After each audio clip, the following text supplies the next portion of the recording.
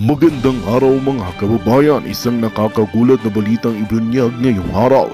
Ayon sa mga mapagkakatiwalaang ulat, isang sabwatan ang nagaganap sa pagitan ng Philippine Drug Enforcement Agency at ni President Ferdinand Cuting Jr. Ang naturang sabwatan ay tinuring ng isang malaking eskandalo ng maaaring magpakabago sa pananaw ng publiko tungkol sa kampanya laban sa ilegal na droga ng kasalukuyang administrasyon. Ayon sa mga ulat, may mga dokumento at ebidensyang lumitaw na nag-uugnay kay President Marcos Jr. sa ilang iligal na aktibidad ng PDEA. Ang mga impormasyong ito ay sinasabing nagmula sa loob mismo ng ahensya at mula sa mga whistleblower na hindi na kayang sikmurain ang mga nangyayaring katiwalian. Sa kabila ng bigat ng mga akusasyon, tila pinipilit itong itago ng mainstream media na pinaniniwala ang bias at may kinikilingan. Sa kabila ng mga pagsisikap na itago ang katotohanan, lumabas na rin sa social media at ilang alternatibong news outlets ang mga detalye ng naturang sabwatan. Patuloy na binabantayan ng publiko ang mga susunod na hakbang ng pamahalaan at ng PDEA hinggil dito. Magbabalik kami para sa iba pang mga detalye at reaksyon mula sa iba't ibang sektor ng lipunan. At yan nga ang balitang ating pagkakatutukan. Ngunit bagong lahat, siguraduhin mag-subscribe at i-hit ang notification bell para sa patuloy na pagtutok sa mga sulyap ng bagong balita sa tunay na boses ng masa.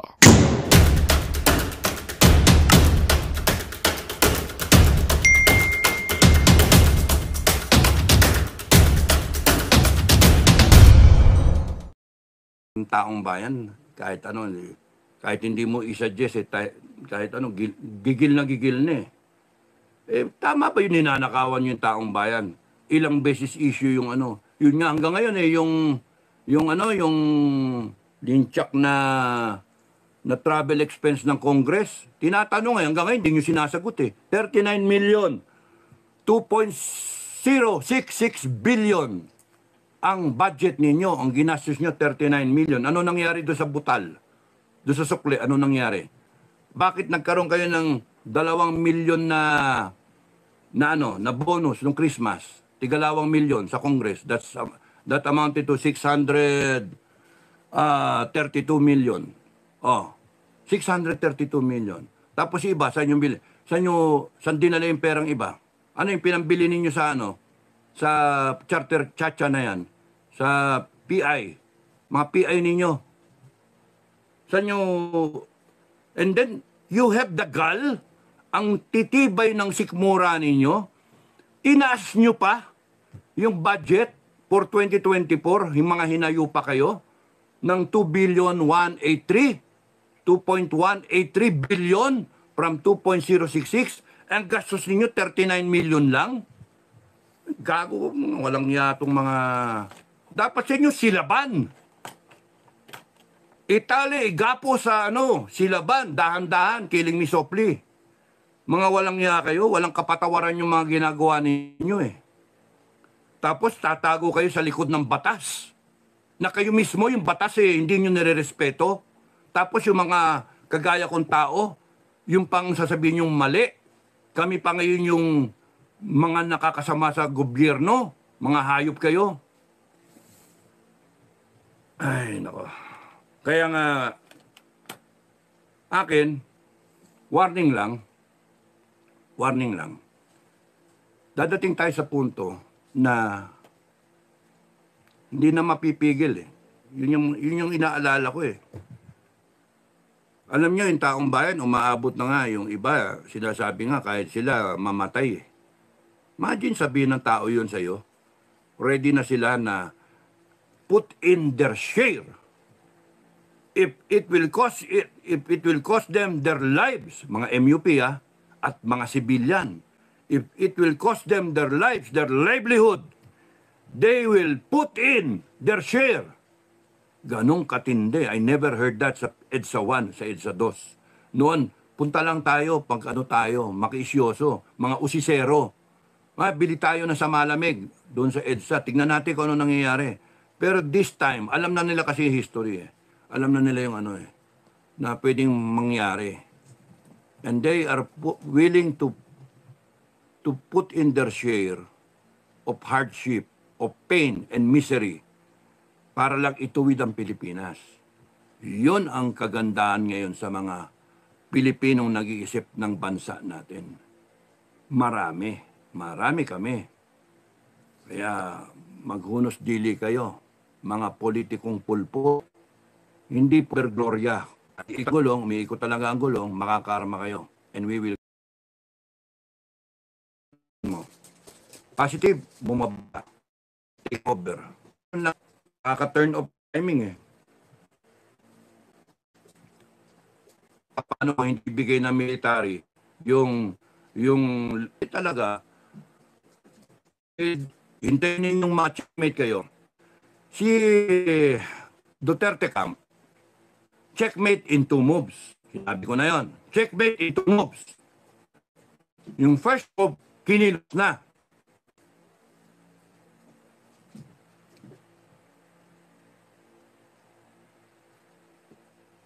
Pulboronic issue. Yun yung unang move. Yung susunod na move, mate. Ano yung susunod na move? Di ba?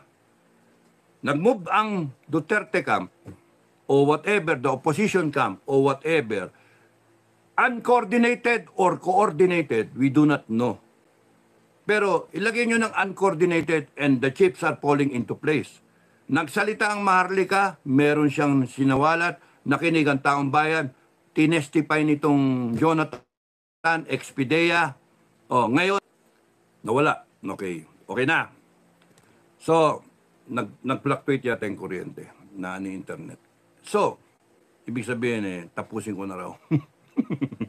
So, May 7, all of this the bangag, PIDEA leaks is one move. Pak. It's the pulboronic issue.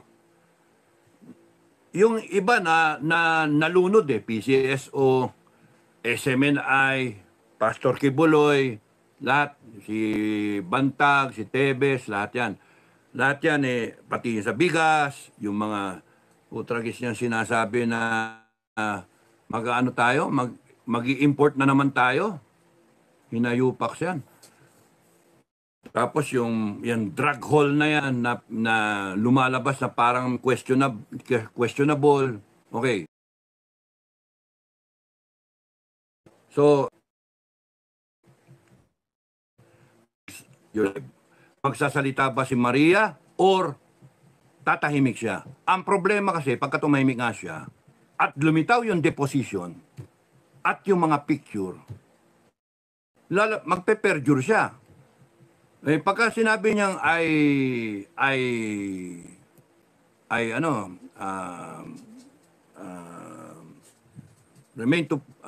would like to remain silent na para hindi ko yung sarili ko. Hindi ko i-implicate yung sarili ko. O de sige, ibig sabihin nun, totoo.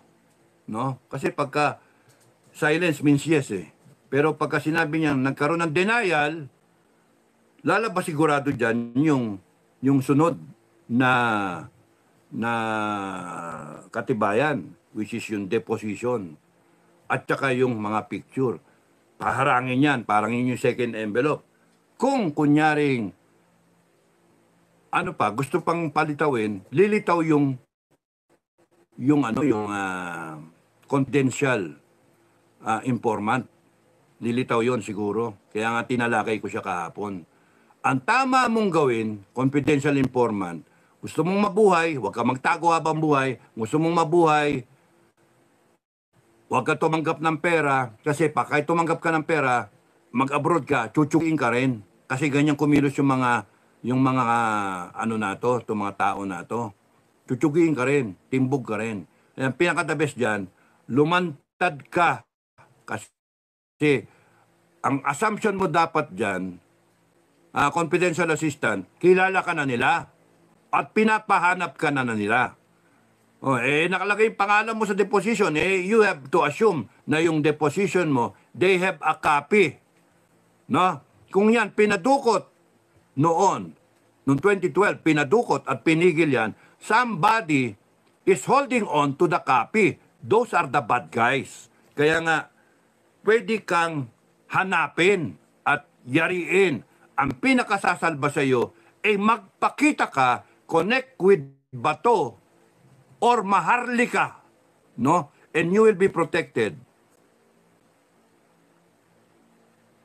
We can give you all the security you want 24/7.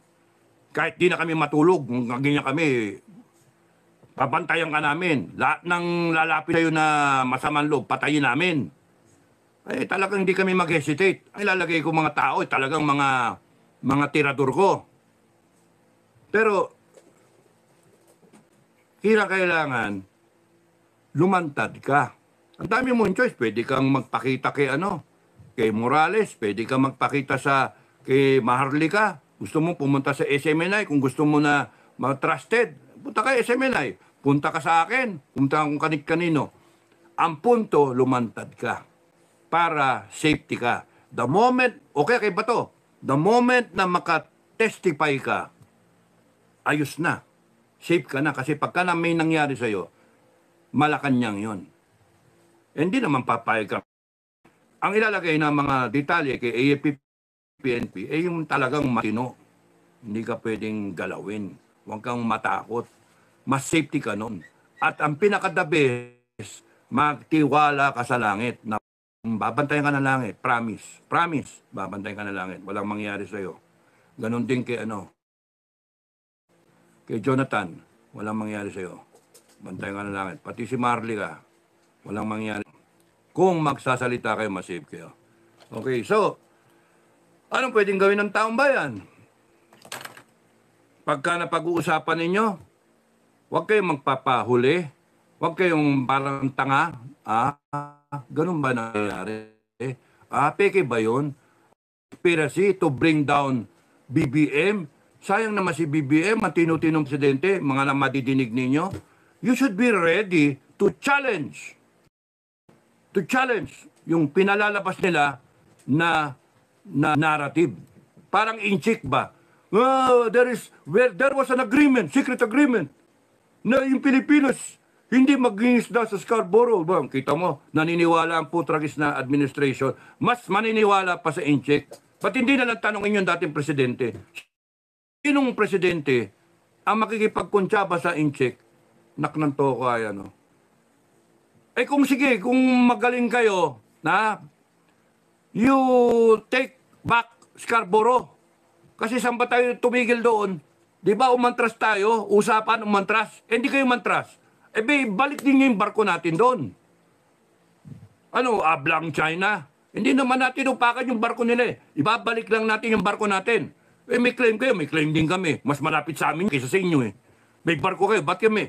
Nag-usapan tayo, mag-withdraw tayo parehas Hindi kayo nag-withdraw Kaya nga, ibabalik namin. Dapat ganon ng Pilipinas.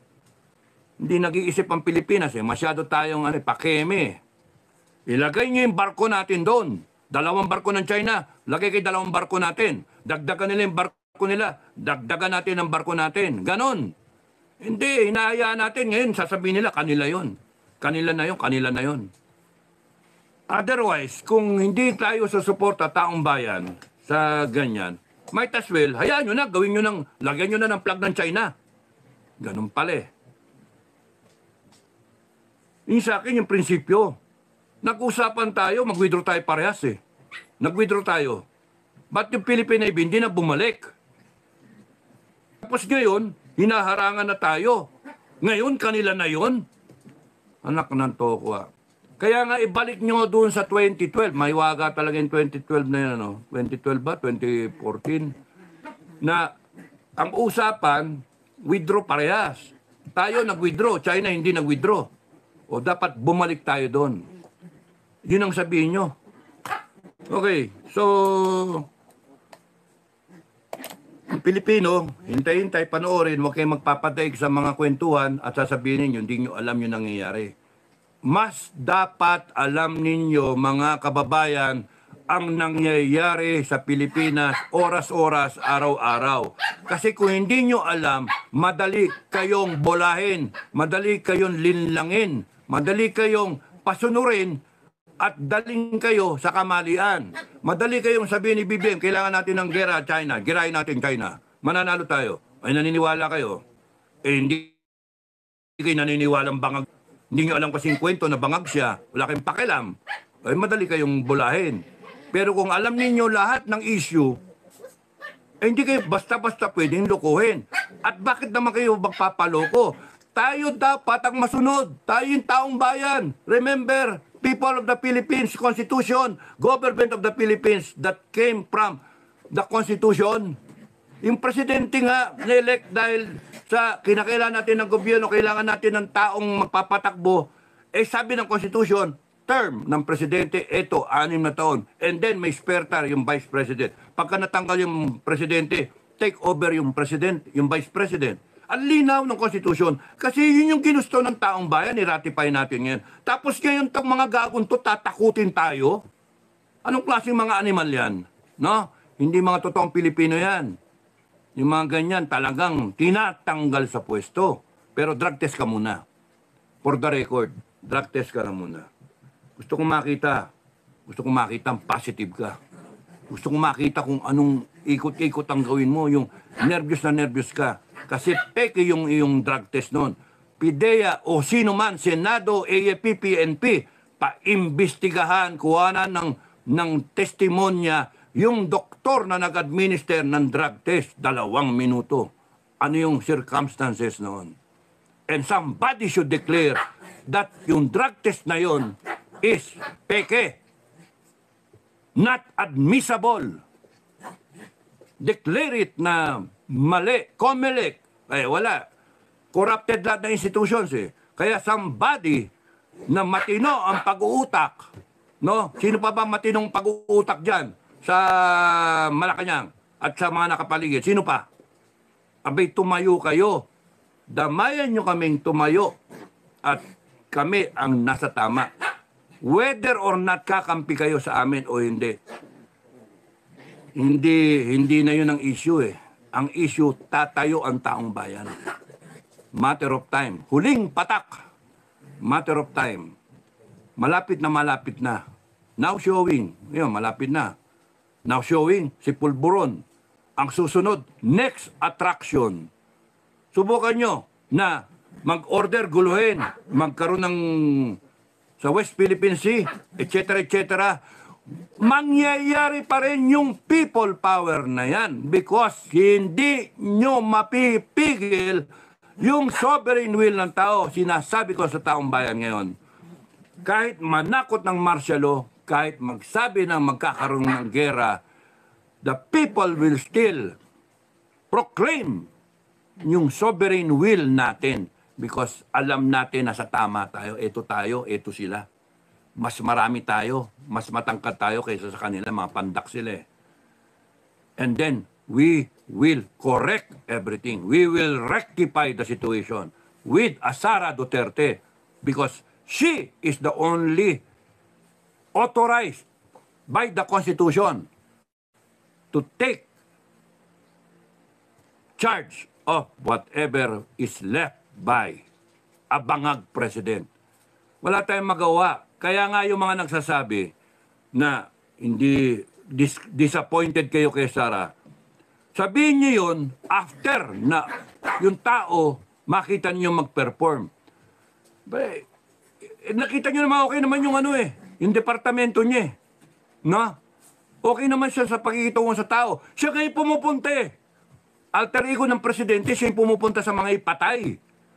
Yung presidente nakaparty, naka-Formula 1, nasa kasalan, nasa kainan.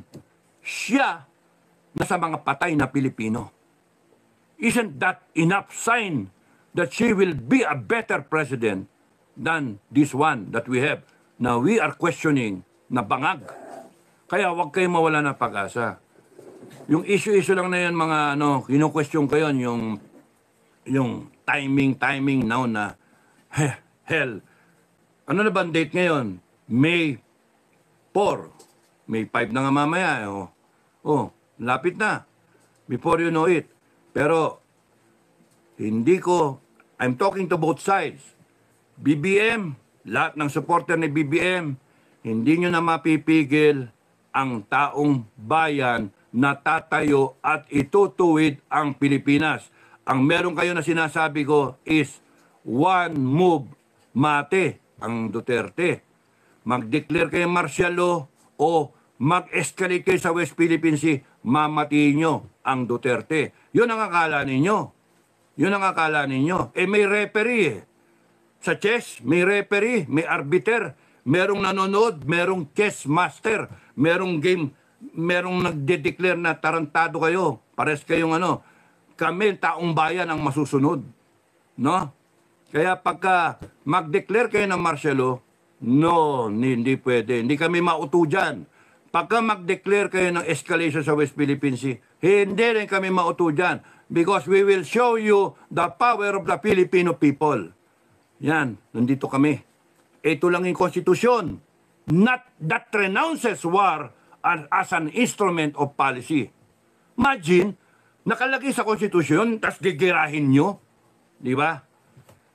Paupahan na lang natin. Benta na lang natin. Ayaw namin ng gera. Gamitin natin yung pera. Mag-joint development tayo. Hindi, bilhin nyo na lang nga eh. Mag-dart na lang tayo. Oh.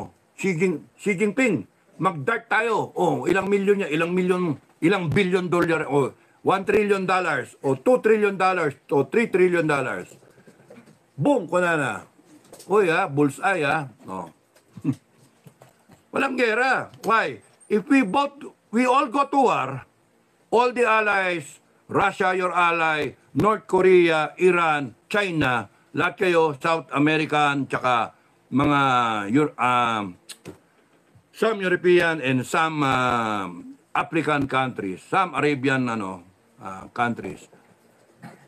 You will spend and people die. People will die. Will you risk na maging parang Ukraine kayo? Maging battleground yung kanya-kanyang bansa ninyo? Ganon din sa amin, Pilipinas, Amerika, Australia, South Korea, Japan. Will we risk na maraming mamatay? And then, matulad tayo sa Gaza o sa Ukraine? Of course not. Now, what is the cost of going to war? Exterminating each other. Mutually assured destruction. How mad it is. No? A mad proposition. O patayan tayo, and then what? Iyak-iyak tayo later on, and then uninhabitable na yung ating mga lupa, ang ating mga country. Wasak na. Pag-usapan na lang natin, 1 trillion, 2 trillion, 3 trillion, payable in 20 years. O, de ayos, wala nang gera. Wala nang mga forma-forma, water hose, gago. Pero bago tayo pumayag sa ganon, upakan muna natin. Makabawi tayo. Ay, naiupak na yan. Ginagago tayo. Nagtatapang-tapangan yung mga yan eh. Maisa sa lawal yan eh. Pagka takutin mo ng gera. Okay, so yun yung akin lang. Pwede kayong pwede kayong agree or disagree. Pero there's one thing in common among us Filipinos. One thing. We should all want a better country. A secure country. A country whose future is well-defined. Kitang-kita yung vision para sa bansa natin, para sa mga susunod na henerasyon ng Pilipino. Di ba? We can at least agree to that kahit Bongbong o Duterte, di ba? Pilipino. We should at least agree on something that we are all Filipinos and we all want something good for our families, something good for our country. Now, tell me, couldn't we agree to subject the president to a drug test? Kasi di naman namin dodoktorin eh. Kayo nga dyan ang baka mandoktor eh. Ang sa amin, publicly lang, hair follicle, etc., etc., well supervised, talagang mga professional, and then properly, and then malaman natin, with the agreement na kung mag-positive, i-rehabilitate ba natin? O bababa ka na lang? Nasa pag-uusap yun. Rehabilitate si BBM, habang nag-rehabilitate, presidente pa rin siya, pasok ang vice president, take charge muna for a few months hanggang sa nagre-rehabilitate. We can do it na tayo, civilized. Kung gusto nyo patayan, magpatayan tayo. Gusto nyo? BBM, eto. Duterte, eto. Gusto nyo patayan? Pwede naman eh. Pero sabi ko nga eh, we should be civilized about everything. nandun yung threat ng people power. Titirahin ninyo. Isusuppress ninyo. Bakit? Kasi ayaw nyo mawala sa pwesto.